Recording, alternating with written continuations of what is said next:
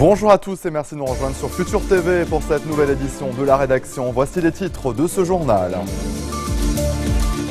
Fin du cauchemar pour deux membres des forces de sécurité intérieure retenus en otage par l'État islamique dans les zones reculées d'Ersal. Le comité de coordination syndicale digère mal la décision du ministre libanais de l'Éducation qui a donné hier son feu vert à la délivrance d'attestations pour les élèves ayant passé les examens officiels. En Irak, les forces kurdes lancent une offensive pour prendre le contrôle du barrage de Mossoul, appuyé par des frappes américaines. Et Israël ne se contentera pas d'une réponse vague à ses exigences. Ce sont les mots de Benjamin Netanyahou à l'ouverture du Conseil des ministres, alors que les discussions patinent au Caire. Fin du cauchemar pour deux membres des forces de sécurité intérieure retenus en otage par l'État islamique dans les zones reculées d'Ersal.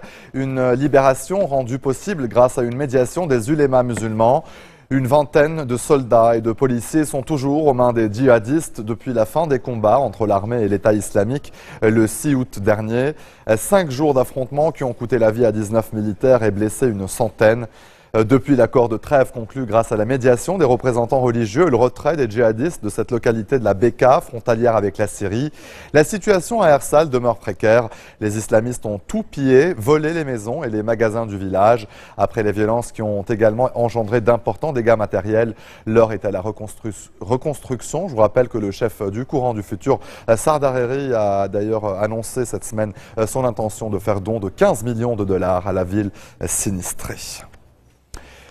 Le comité de coordination syndicale digère mal la décision d'Elias Boussaab. Le ministre libanais de l'Éducation a finalement donné hier son feu vert à la délivrance d'attestations pour les élèves ayant passé les examens officiels, et ce face au refus des enseignants de corriger les copies avant l'adoption de la nouvelle grille des salaires au Parlement.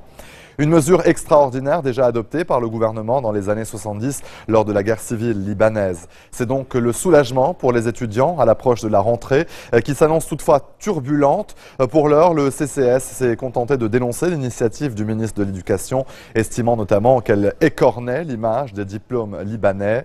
Les syndicats envisagent des mesures d'escalade. On devrait en savoir plus mardi à l'issue d'une réunion du comité de coordination syndicale.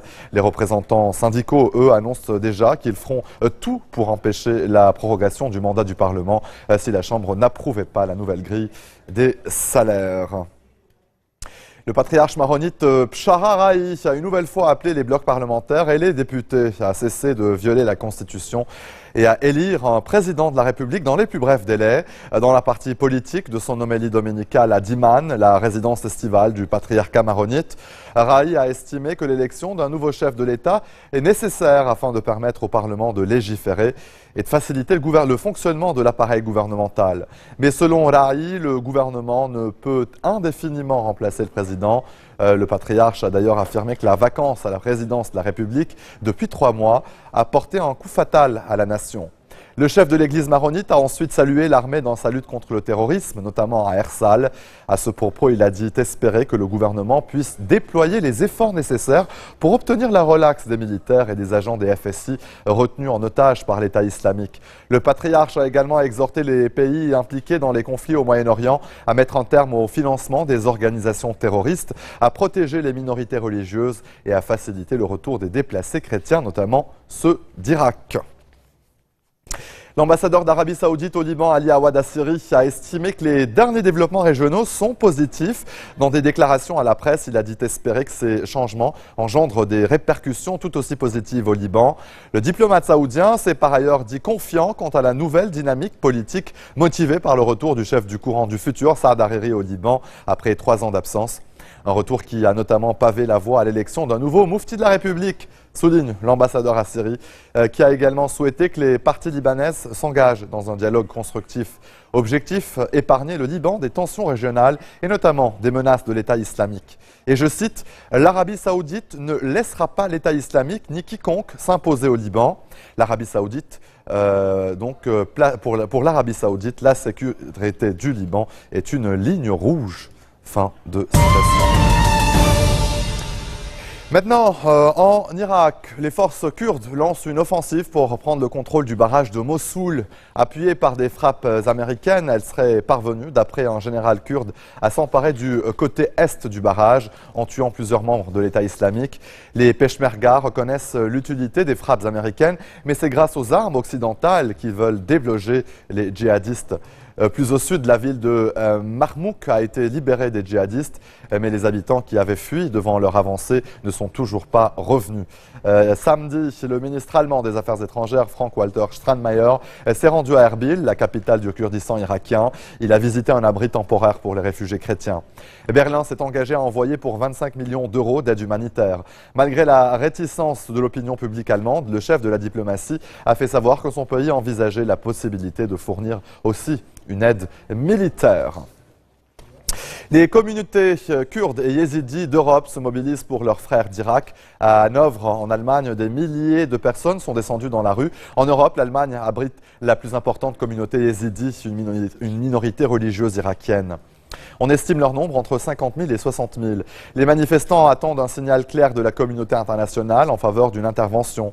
Et à Paris, comme vous le voyez sur ces images, environ 500 Kurdes ont défilé de la gare de l'Est jusqu'à la place du Châtelet. Le discours est le même qu'en Allemagne. Les manifestants dénoncent un génocide de la minorité yézidi. Ils appellent la communauté internationale à adopter des sanctions contre les pays qui soutiennent l'État islamique. Réaction. Effectivement, nous avons vu l'arrivée d'aide humanitaire et militaire, mais je tiens à préciser, aujourd'hui ce n'est pas assez face à ces djihadistes équipés de chars notamment, qui vraiment détruisent la population, détruisent toute la vie qu'il y a en Irak, en espérant reconstruire autre chose, quelque chose à leur image, mais quelque chose pour nous qui est terrifiant, puisqu'on veut faire une épuration religieuse, ethnique. Et pour nous, il est, impensable que cette région se transforme en un pays, en un État où l'unique seulement existe. Nous voulons défendre la diversité qu'il y a toujours eu en Mésopotamie, au Moyen-Orient. Restez des nôtres au retour de la pause à Ferguson, dans le Missouri. La tension reste vive une semaine après que la mort de Michael Brown.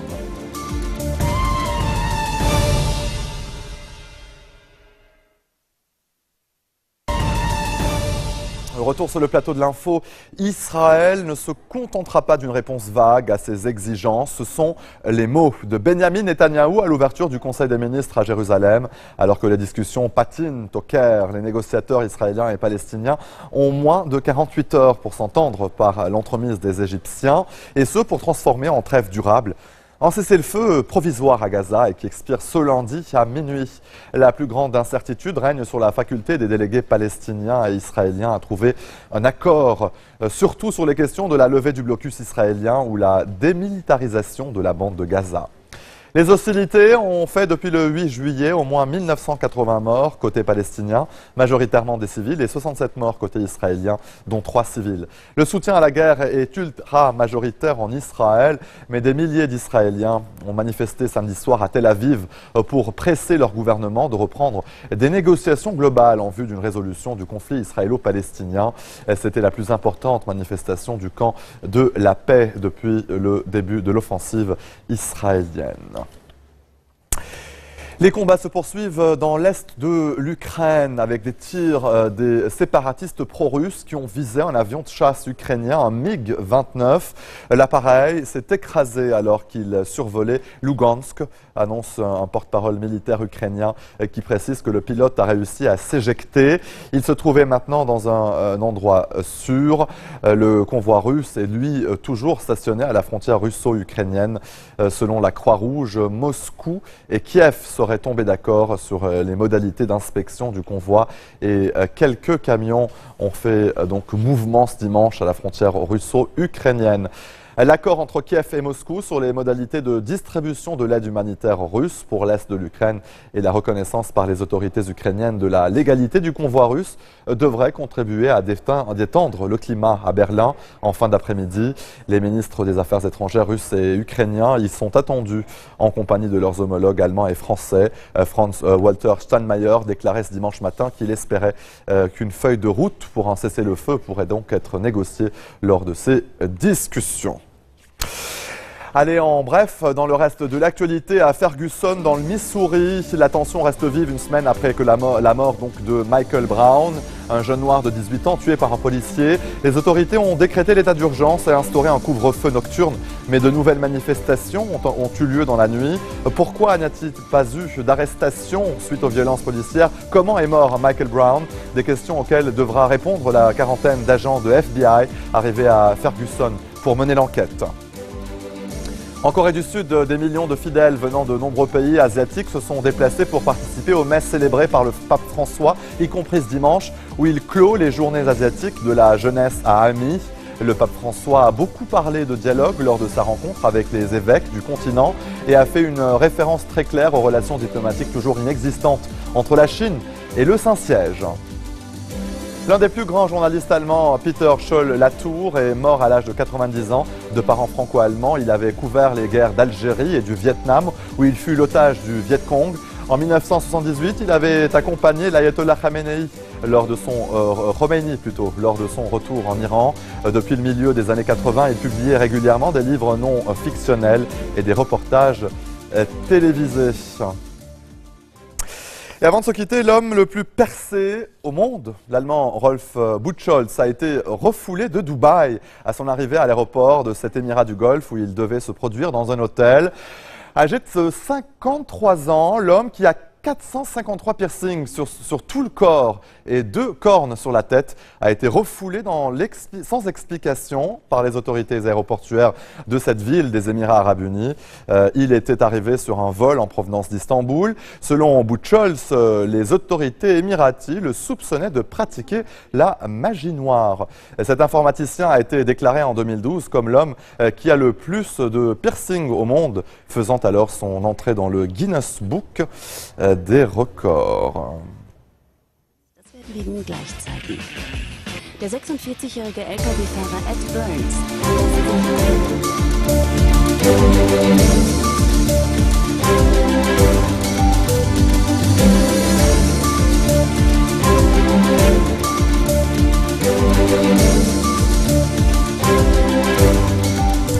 Fin de cette édition, voici tout de suite le rappel des titres qui ont marqué l'actualité de cette journée.